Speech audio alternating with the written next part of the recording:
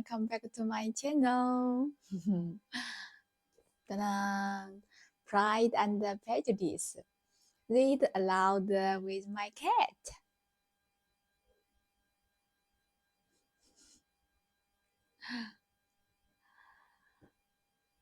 One page a day.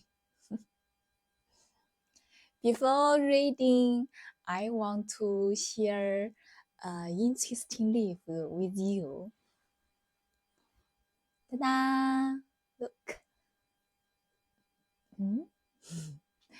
It's got two different colors.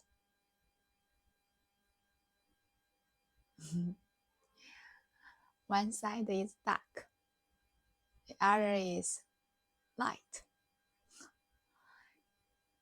It's pretty amazing, huh?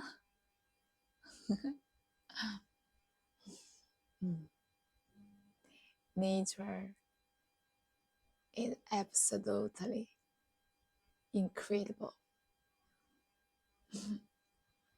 Okay, let's read page 8.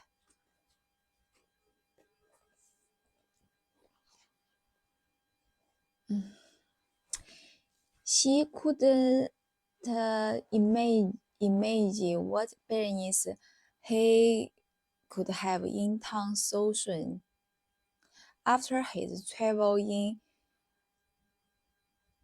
Hertfordshire,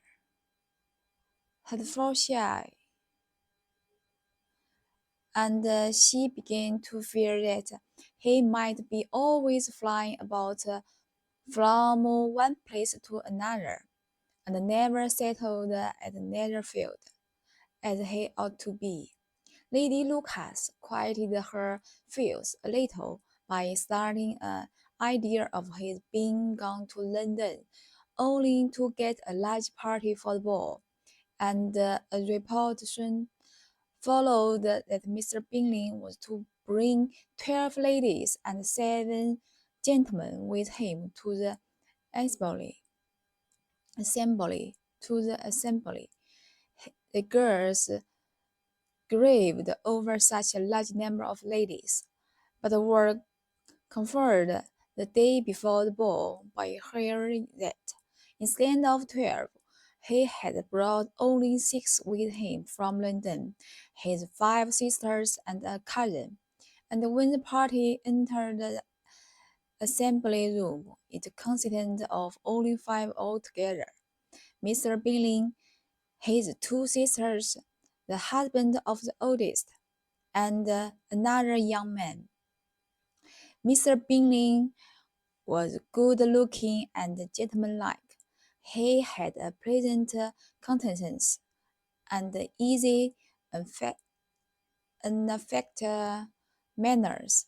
His brother-in-law, Mr. Hurst, merely looked at the gentleman, but his friend, Mr. Darcy, soon drew the attention of the room by his fine tall person, handsome feature, noble mien, and the report, which was in general circulation with 5 minutes after his entrance, of his having 10,000 a year. The gentleman pronounced him to be a fine figure of a man. The ladies declared he was much handsomer than Mr. Bingley, and he was looked at with great admiration for about half the evening, till his manner gave a disgust which turned the tide of his popularity.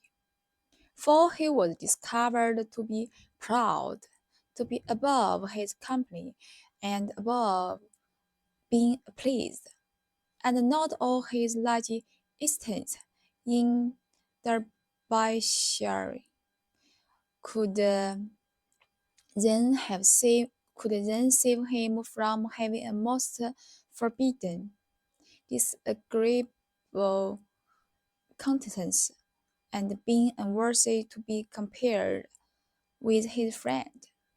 Mr. Bingley had soon made himself acquainted with all the principal people in the room. He was lively and unreserved, danced every dance, was angry that the ball closed so early, and talked of giving one himself at the Netherfield. Such admirable qualities must speak for themselves. In this part, Mr. Darcy makes his entrance. Everyone admired him greatly at first, but then they found him proud and not agreeable, not as agreeable as Mr. Bingley. I can't wait to see what happens next.